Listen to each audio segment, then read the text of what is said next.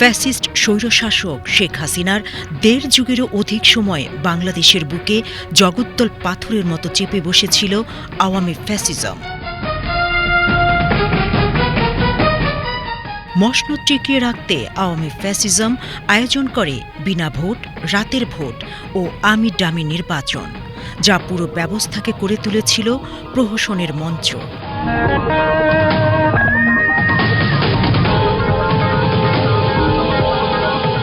এর বিরোধিতাকারীদের দমনে অত্যাচার, নির্যাতন, গুম, খুন ও মিথ্যা মামলার মাধ্যমে দেশে সৃষ্টি করে ভয়ের সংস্কৃতি।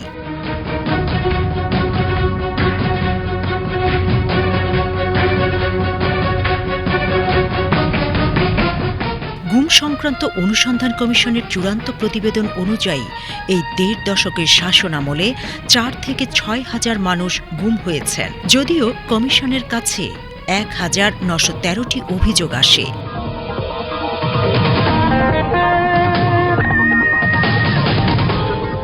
প্রহসনের নির্বাচন আর রাজনৈতিক কর্মসূচি ঘিরে চলত ঢালাও ভিত্তিহীন মামলা, যেখানে আটক আর রিমান্ডের মাধ্যমে কারাগার পরিণত হয় মানসিক ও শারীরিক নির্যাতনের প্রাণকেন্দ্রে।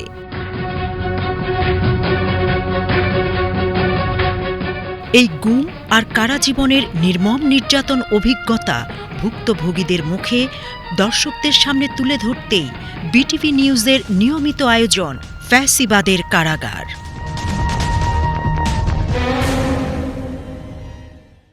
আমি যখন নামাজ পড়ার জন্য সময়টা জানতে চাইতাম, সে সময়টা বলা হতো না। আমার উপর দুজন বসে, একজন বুকের উপর বসে, একজন পায়ের উপর বসে। যে আচরণ করা হয়েছে আমার কাছে মনে হতো যে মৃত্যু থেকে হাজার গুণ ভালো।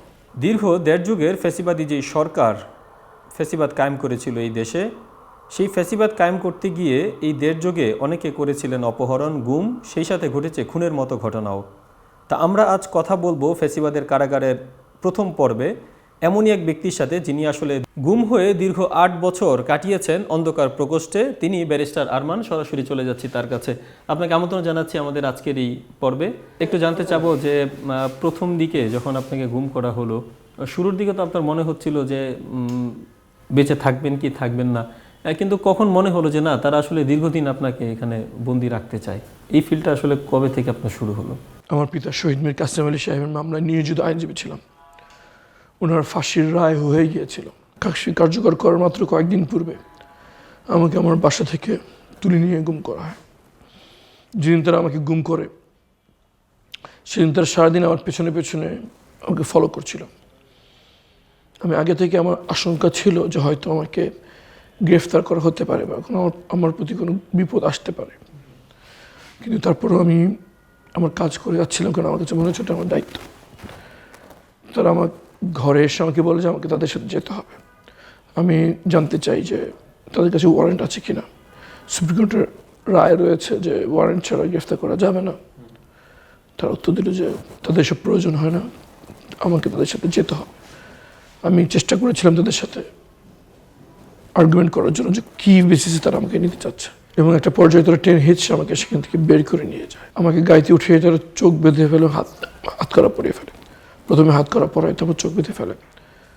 যখন তারা আমাকে চোখ বাঁধতে যাচ্ছিলো তখন আমি তাদেরকে বাধা দিয়ে বলি যে আমি তো আপনাদের সাথে কোঅপারেট করছি, চোখ বাঁধছেন কেন? তারা বলে যে এটাই নিয়ম। আমি প্রশ্ন করলাম যে আমি তো সুপ্রিম কোর্টের আইনজীবী, আইনের কোথায় আছে যে গ্রেফতার করার পর কারো চোখ বাঁধতে হবে? তখন যিনি অফিসার ছিলেন তিনি উত্তর দিয়েছিলেন যে দয়া করে আপনার সাথে কঠোর হতে বাধ্য করবেন। এমনভাবে উনি কথাটা বললেন, আমি বুঝতে পারলাম যে আইনের সুরক্ষা আমি আর পাবো না। চোখ বেঁধে দেওয়া ফেলা হলো। শুরু হলো আমার অন্ধকারের জীবন। আমি নিজেকে আবিষ্কার করলাম একটা অন্ধকার ঘরে।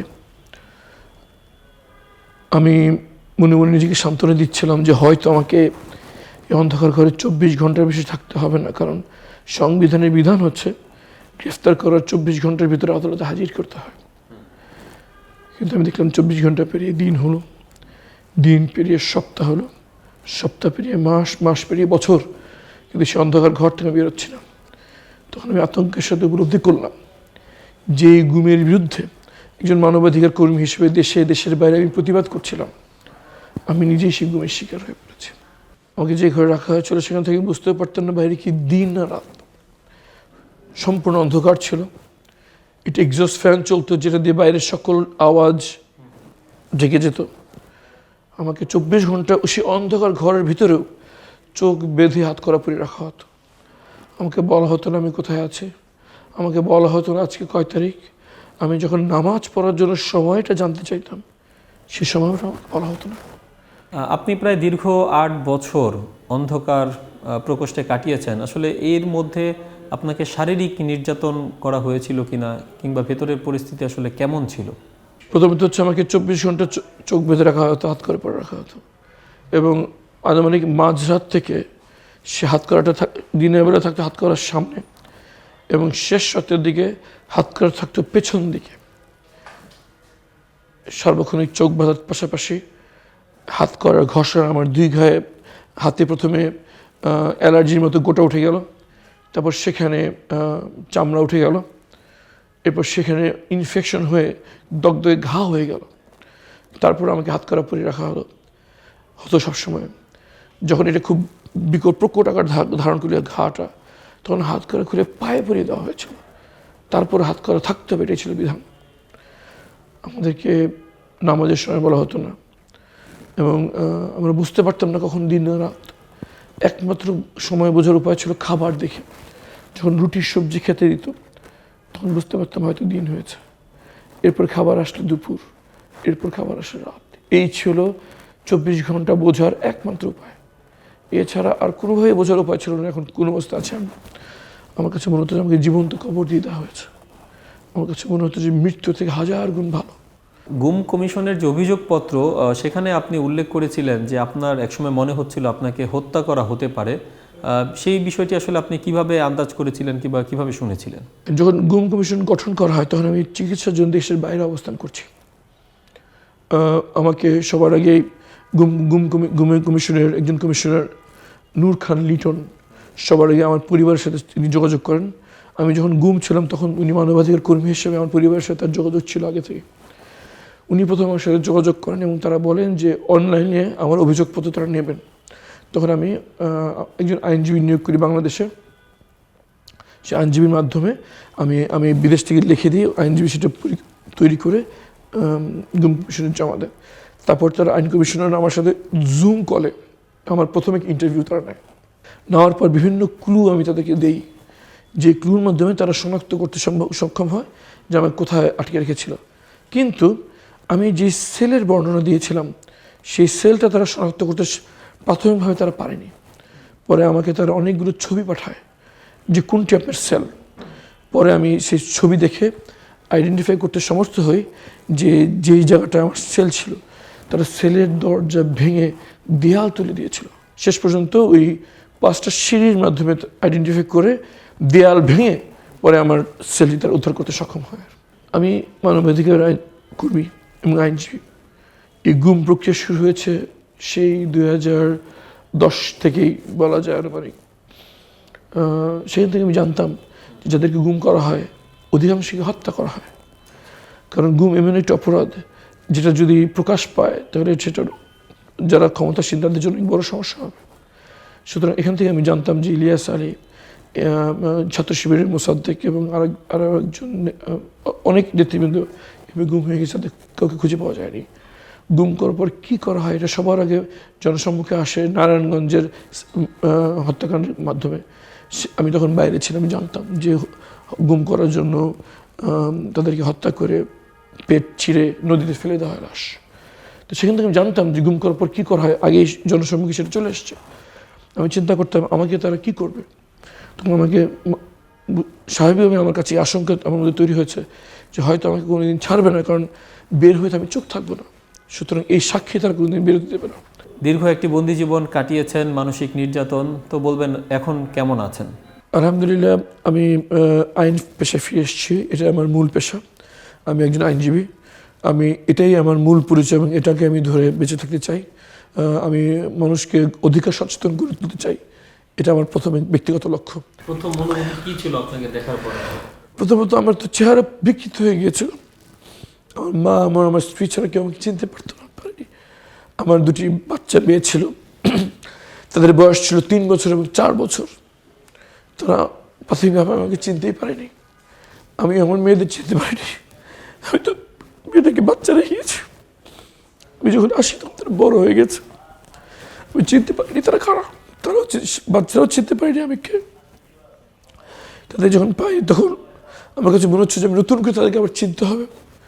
আর আমি সৃষ্টিকর্তার কাছে, আল্লাহর কাছে আমি কৃতজ্ঞ যে আল্লাহ আমাকে আবার জীবিত অবস্থায় তাদের সাথে আবার দেখা করিয়েছেন। অনেক আছেন যারা গুম হয়েছেন, তারা আর বেরো আসতে পারেনি। আমি খুব সৌভাগ্যবানদের মাত্র গুটি কয়েকজনের একজন যারা জীবিত অবস্থায় বের হতে পেরেছে। আমার মার কাছে সবার আগে আমি ক্ষমা চাই যে মা, হয়তো আমি কোনো কথা বা কাজে তোমার কষ্ট দিয়েছিলাম, এই জন্য আল্লাহ হয়তো এই পরীক্ষা আমার কাছে দিয়েছেন। আমার মা আমাকে জড়িয়ে ধরে কেঁদেছেন, বলছেন না কোনো কষ্ট নেই, তুমি যখন ছিল না তখন আমি আল্লাহর কাছে দোয়া করতে পারলাম, আমি আমার সন্তানকে ক্ষমা করে দিয়েছি, তুমি আমার সন্তানকে ক্ষমা করে দাও, আমি আমার সন্তানের প্রতি সন্তুষ্ট, তুমি তার উপর সন্তুষ্ট হয়ে যাও। আমি মায়ের সাথে আমার স্ত্রীর কাছে ক্ষমা চাই যে স্বামী হিসেবে আমি তার হক রক্ষা করতে পারিনি। আমি পিতার মামলা করতে যে এতখানি নিজেকে নিয়োজিত করেছিলাম, পরিবারের ব্যাপারে আমি উদাসীন ছিলাম। তো আলহামদুলিল্লাহ সবার সাথে আমার দেখা হয়, আমি ফেরত এসেছি শুনে সকল আত্মীয়স্বজনরা আসে, আমি তাদের চেহারা আবার দেখি, যাদের চেহারা আমি আবার দেখার আশা ছেড়ে দিয়েছিলাম। আমার ভাই বোন সবাই দেশের বাইরে ছিলেন, সবার সাথে ভিডিও কলে কথা হয় এবং পরে আমি দেশের বাইরে গিয়ে তাদের সাথে দেখা হয়। তো আমি আল্লাহর কাছে কৃতজ্ঞ যে উনি করুণায় আবার আমার পরিবেশের সাথে দেখা করার সুযোগ করে দিয়েছেন এবং আমাকে এই কথা বলার সুযোগ দিয়েছেন যেই নির্যাতন, যে অন্যায়গুলো হাজারো মানুষের সাথে করা হয়েছে তাদের কেউ আর ফিরে আসতে পারেনি। আমার দায়িত্ব এখন যে সেই গল্প বলা, সেই নির্যাতনের কথা বলা, যেই নির্যাতন প্রত্যেকটি গুমের ভুক্তভোগীর সাথে করা হয়েছে। আমার পরিবার এবং আমার এখন দায়িত্ব হচ্ছে সেই কথা বলা, যেই প্রত্যেকটি পরিবারের যেই ভোগান্তির মধ্যে যেতে হয়েছে গুম হয়ে যাওয়া পরিবারের সদস্যের কারণে। আমার এখন মিশন একটাই, যে বাংলাদেশ এবং সারা বিশ্বকে জানানো যে ক্ষমতার লোভে পড়ে ফ্যাসিবাদী সরকার কী পরিমাণ নির্মম হয়ে উঠেছিল এবং হয়তো এর মাধ্যমে এই ধরনের নির্মম কাজ আবার হওয়া থেকে আর যেন না হতে পারে সেরকম একটা পরিবেশ সৃষ্টি হবে।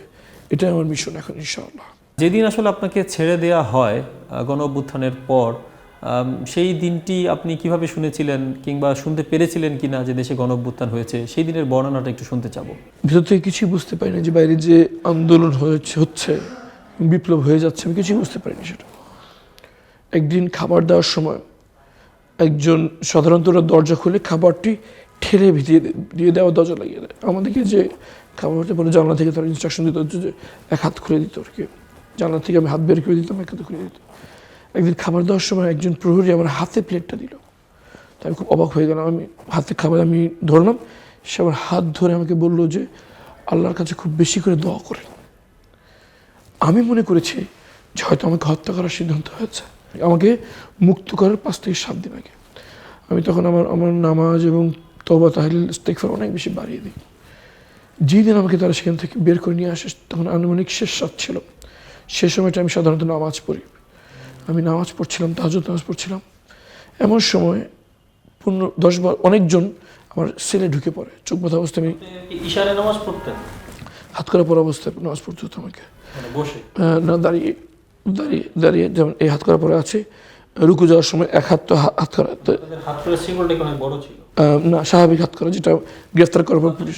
দাঁড়িয়ে থাকতেন না, আমি তো শুয়ে থাকতে পারতাম, বসে থাকতে পারতাম, সামনে হাত করা থাকা অবস্থায় ওইভাবে থাকতো, হাত করা পড়া অবস্থায় থাকতাম আর কি, দাঁড়াতে পারতাম।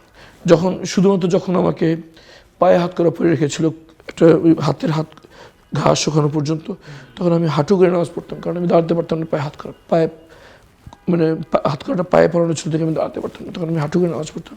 অন্যান্য সময় হাত করা পড়া অবস্থায় আমি দাঁড়াতাম, এক হাত দিয়ে শেষ দিতাম, এক হাত দিয়ে রুকু দিতাম, কারণ 2 হাত একসাথে বাঁধা আর কি, হাত করা পড়ানো, এভাবে নামাজ পড়তে হতো আর কি। তবে নামাজ পড়ছে এমন সময় পায়ের আওয়াজে শুনলাম যে বেশ কয়েকজন আমার সেলে ঢুকে পড়লো। ওই সময় নর্মালি তারা কখনো সেলে আসে না। আমি নামাজ কন্টিনিউ করছি, এমন সময় গলার স্বরে বুঝলাম যে বয়স্ক করে একজন খুব কড়া ভাষা আমাকে বললো যে দ্রুত নামাজ শেষ কর। তখন আমি নামাজ শেষ করলাম। আমাকে দেয়ালের দিকে মুখ করে প্রথমে আমার চোখের কাপড়টি খুলে ফেললো। চোখের কাপড়টি ছিল সামরিক বাহিনীর ইউনিফর্ম যে কাপড়ের হয় সেরকম কাপড়ের ছিল আর কি, যেটাকে আমরা বলি সোয়েট রেজিস্ট্যান্ট ফেব্রিক, সেটা খুলে গামছা দিয়ে আমার চোখ বাঁধলো, তারপর গামছা দিয়ে আমার হাত বাঁধলো, এরপর আমাকে এখান থেকে বের করা শুরু করলো। তখন আমি মনে করলাম যে আমাকে হত্যা করা হচ্ছে, এবং হত্যা করার পর হয়তো আমার লাশ দেখে যাতে বোঝা না যায় আমি বাহিনীর হাতে ছিলাম, এই জন্য তারা এই কাজ করছে। আমাকে নিয়ে একটি গাড়ির ফ্লোরে সরানো হয় এবং আমার উপর দুজন বসে, একজন বুকের উপর বসে, একজন পায়ের উপর বসে। মুখ মানে মুখ চোখ বাঁধা, কিন্তু মুখ খোলা ছিল, হাত বাঁধা ছিল, কথা বলতে পারছিলাম, কিন্তু আমি চুপ ছিলাম, নিশ্চুপ ছিলাম আমি একদম। আপনি কিছু জিজ্ঞেস করেন? তখন পর্যন্ত আমি তো মানসিকভাবে নিশ্চিত যে আমাকে হত্যা করা হচ্ছে। আমি সূরা ইয়াসিন পড়ছিলাম যাতে মৃত্যুটা সহজ হয়। আমার উপর তারা বসে, গাড়ি আনুমানিক আধা ঘন্টার মতো গাড়ি চলে, তোর গাড়ি এক জায়গায় থেমে যায়, থেমে গিয়ে আমার উপর যারা বসেছিল তারা নেমে যায়।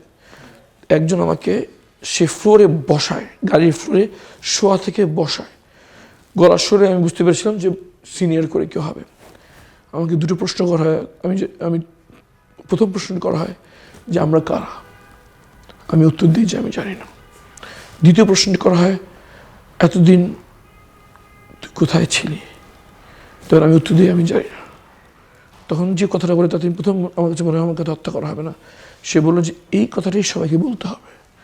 তখন আমি বললাম আমাকে যদি হত্যা করা হতো তাহলে এই কথা তারা বলতো না।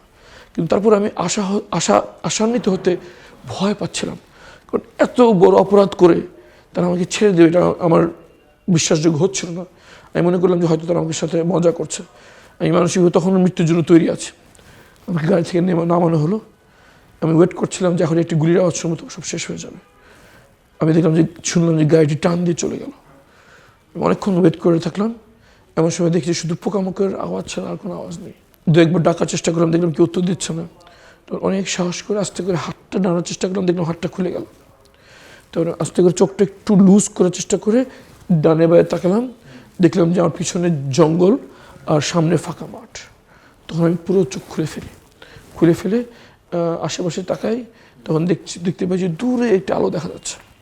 তখন আমি আবার অনেক দোয়া পড়ে আল্লাহর নাম নিয়ে ওই আলোর দিকে হাঁটা শুরু করি। হাঁটতে হাঁটতে এক পর্যায়ে আমি এক জায়গায় আসি যে একটি বড় কনস্ট্রাকশন সাইট, এবং সেখানে একটি সাইনবোর্ড আছে যেখানে লেখা দিয়াবাড়ি উত্তর। তখন আমি বুঝতে পারি যে আমি কোথায় আছি।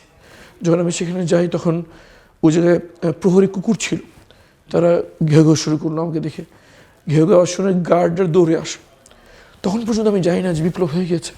আমি মনে করলাম যে হয়তো কোনো কারণে আমাকে ছেড়ে দিয়েছে, হয়তো আমি তখন আমার আশঙ্কা ছিল হয়তো আমাকে আবার কেউ গ্রেফতার করতে পারে। তো আমি আমার নিজের পরিচয় দিতে ভয় পাচ্ছিলাম। তারা দৌড়ে আসলাম, তাদেরকে বলি যে আমাকে অজ্ঞান পার্টি ধরেছিল, আমার সব নিয়ে গিয়েছে, আমি মিরপুরে থাকি, আমি কীভাবে মিরপুর যাব। তখন তারা আমাকে উত্তর দেয় যে আপনি এদিকে সোজা হাঁটতে থাকেন, গেলে আপনি ওখানে প্রধান সড়ক পাবেন। তো আবার সেদিকে হাঁটতে থাকি। হাঁটতে হাঁটতে আমি উত্তরা নর্থ মেট্রো রেল স্টেশনটা দেখতে পাই। আমার মনে আছে আমি গুম হওয়ার আগে আমি পত্রিকা দেখেছিলাম যে মেট্রো রেল হবে, মেট্রো রেল চালু হয়ে গেছিলাম, আমি জানা ছিল না। আমি অবাক হয়ে মেট্রো রেল স্টেশনটা দেখছিলাম। এমন সময় ফজর আজান আমি শুনতে পাই। ফজর আজান শুনতে পেয়ে কিছুক্ষণ পর দেখি রাস্তায় সবজি বিক্রেতারা বেরোচ্ছে। তো তাদের একজন জিজ্ঞেস করে আমি আজান শুনতে পাচ্ছি, আজানটা কোথায়, মসজিদটা কোথায়? তখন তারা আমাকে মসজিদ দেখিয়ে দেয়। আমি তখন উত্তরা 15 নম্বর সেক্টর কেন্দ্রীয় সেন্ট্রাল 15 নম্বর সেক্টর সেন্ট্রাল মসজিদে নামাজ পড়ি। নামাজ পড়ার সময় আমার মনে হয় যে আমার যে ইমাম সাহেব আছে তার কাছে আমি সাহায্য পেতে পারি। এবং নামাজের মধ্যে আমার মনে আসে যে উত্তরাতে একটি অলাভজনক মেডিকেল সেন্টার রয়েছে যেটা আমার পিতা প্রতিষ্ঠা করে গিয়েছেন, কিন্তু সেটার ঠিকানাটা আমার মনে পড়ছে না। আমি নামাজ শেষ করে আমি আমার ইমাম সাহেবের কাছে যাই, যে আবার একই কথা বলি। আমার পরিচয় দিতে ভয় পাচ্ছিলাম যে আমার সব কিছু নিয়ে যাওয়া হয়েছে, আমার বাড়ি উত্তরা, আমার বাসা মিরপুর, আমি কিন্তু উত্তরাতে একটি মেডিকেল সেন্টার আছে এই নাম, সেখানে যদি আমাকে না হয় ওখানে আমার পরিচিত লোক আছে, হয়তো তারা আমাকে সাহায্য করবে। তখন ইমাম সাহেব আমাকে বলেন যে আমি সকালে পর হাঁটি, আমি আপনাকে ওখান পর্যন্ত নিয়ে যেতে পারবো। তো উনি আমাকে সেই মেডিকেল সেন্টার পর্যন্ত নিয়ে যায়। তখন আমি মেডিকেল সেন্টারে যে ঢুকতে চাই, কিন্তু দারোয়ান আমাকে ঢুকতে দেয় না। আমার পোশাক ময়লা, জীর্ণ শীর্ণ অবস্থা, সে আমাকে চিনতে পারেনি। 6টা বাজে ভোর আনুমানিক, ফজরের ঠিক পরপর, তখন ও পুরো ফর্সা হয়নি। তো দারোয়ান আমাকে বললো যে কী দরকার। তখন বুঝলাম সে আমাকে চিনতে পারছে না। আমি বললাম যে ম্যানেজারের সাথে কথা বলা দরকার, ম্যানেজার আমাকে চেনেন। তো উনি বললেন যে ম্যানেজার 9টার সময় আসবে, 9টার সময় আসেন।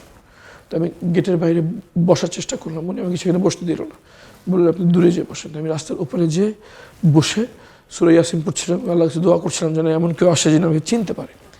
আস্তে আস্তে দেখলাম যে যারা ক্লিনার তারা আসলো, কিছুক্ষণ যারা মেডিকেল স্টাফ তারা আসলো, কিছুক্ষণ দেখি একজন স্যুট টাইপের লোক হেলতে দুলতে আসছে আর কি। তখন আমি তার কাছে দৌড়ে যাই, সে আমাকে দেখে পিছনে হেঁটে যায়, তখন আমি বুঝতে পারলাম সে আমাকে চিনতে পারছে না। তখন আমি দেখছি তার হাতে একটা স্মার্টফোন রয়েছে যেখানে নোটিফিকেশন আসছে। তখন আমি ইংরেজি তাকে বলি যে আই নিড হেল্প। তখন আমার কথা উনি বুঝতে পারেন যে আমার পোশাক আর কথা এক নয়। তখন উনি আমাকে ভিতরে নিয়ে যান। ভিতরে নিয়ে যাওয়ার পর আমি তার মোবাইলটা চাই, উনি মোবাইলটা আমাকে দেন।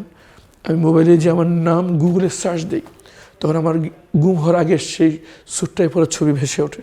তখন সেটা আমি আমার মুখের কাছে নিয়ে বলি যে আপনি কে চেনেন? তখন উনি মোবাইল স্ক্রিনে আমার ছবি আমাকে পাশাপাশি দেখে চিনে ফেলে এবং কেঁদে উঠে আমাকে জড়িয়ে ধরে আমাকে বলে যে আমরা স্বাধীন হয়েছি, আবার ভাইকেও ফেরত পেলাম। তখন আমি অবাক হয়ে তাকে বলি স্বাধীন হয়েছে মানে কি? তখন বললাম আপনি জানেন না? বললাম না। তখন উনি আমার অফিসে যে তার কম্পিউটার ওপেন করে আমাকে ভিডিও দেখানো শুরু করলেন। ভিডিও দেখলাম আবু সাঈদের শাহাদাতের মুহূর্ত, আমি দেখলাম শহীদ মুগ্ধের শাহাদাতের মুহূর্ত, আমি দেখলাম কীভাবে বাচ্চা ছেলেমেয়েরা গুলির সামনে দাঁড়িয়ে আছে। আমি ভিডিওতে দেখলাম কীভাবে শেখ হাসিনা পালিয়ে যাচ্ছে। আমার মনে আছে আমি মাটিতে বসে পড়ে ঝরঝরে কাঁদছিলাম আর আল্লাহকে বলছিলাম যে আল্লাহ যে কিছু করতে পারেন। বুঝতে পারলাম যে কীভাবে বাচ্চা ছেলে মেয়ের শাহাদাতের বিনিময়ে ফ্যাসিবাদ বিতাড়িত হয়েছে এবং আমি মুক্ত হয়েছে। তখন পর্যন্ত আমার পরিবারের কাছে তারা খবর দিতে পারেনি। 6 আগস্ট সকাল আনুমানিক 9টা সাড়ে 9টার দিকে তখন তারা ফোনে আমার পরিবারকে বলতে ভয় পাচ্ছিল। আমার ফোনে তারা আমার পরিবারের সাথে যোগাযোগ করে তারা বলে যে আপনাদের অমুক হাসপাতাল আছে, দ্রুত আসেন। আমার পরিবার ঘাবড়ে গিয়েছিল যে হাসপাতালে কেন? তারা মনে করেছে আমার খুব খারাপ কিছু একটা হয়েছে। আমার মা বয়স্ক, ওনাকে এই খবর দিতে ভয় পাচ্ছিল। তখন আমার স্ত্রী তাদেরকে আইডিয়া দেয় যে ছবি পাঠান, ছবিতে বোঝা যাবে। তখন ছবি পাঠায় যে আমি খাবার খাচ্ছি, তখন তারা বুঝতে পারে আমি জীবিত আছি। তারপর আমার মায়ের সাথে ফোনে কথা বলিয়ে দেয় আর কি। আমি তো এই আশা ছেড়ে দিয়েছিলাম যে আমার প্রিয়জনদের সাথে আমি আবার দেখা হবে এই দুনিয়াতে। আমি সে অন্ধকার ঘরে আল্লাহকে বলতাম যে আল্লাহ দুনিয়া ধর আমার ভালোবাসার মানুষদের সাথে দেখা হবে না, জান্নাতে তুমি এক করে দিও। আমার মায়ের সাথে ফোনে কথা বলা, আমি মায়ের কাছে কথা বলি, ক্ষমা চাই। তখন পর্যন্ত আমি জানতাম না যে আমার স্ত্রীর কী হয়েছে। কারণ আমি যখন গুম করা হয় তখন আমার বয়স ছিল 32 বছর, আমার স্ত্রী ছিল 27 বছর। 8টি বছর 27 বছর একটি মেয়ে আমার জন্য অপেক্ষা করে আছে কিনা আমি তো জানতাম না। আমি মনে মনে তৈরি ছিলাম যে হয়তো আমি খারাপ কোনো সংবাদ শুনবো। আমি আমার মাকে খুব ভয়ের সাথে জিজ্ঞেস করলাম, মা ঘরে কি আর কেউ আছে? তখন আমার মা বলে যে তোমার স্ত্রীর সাথে কথা বলো, তোমার ওয়াইফের সাথে কথা বলো। তখন আমার স্ত্রীকে ফোন দেয়। তখন আমি জানতে পারি যে আমার স্ত্রী 8টি বছর আমার জন্য অপেক্ষা করে আছে, সে চলে যায়। তো এই আর কি পরিবারের সাথে কথা হলো। পরে হসপিটাল মেডিকেল সেন্টার থেকে অ্যাম্বুলেন্সে আমাকে বাসায় পৌঁছে দেওয়া হয়।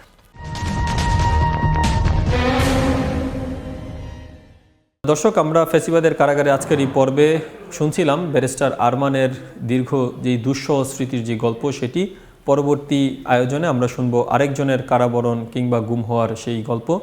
সেই পর্যন্ত সবাই ভালো থাকবেন, সুস্থ থাকবেন।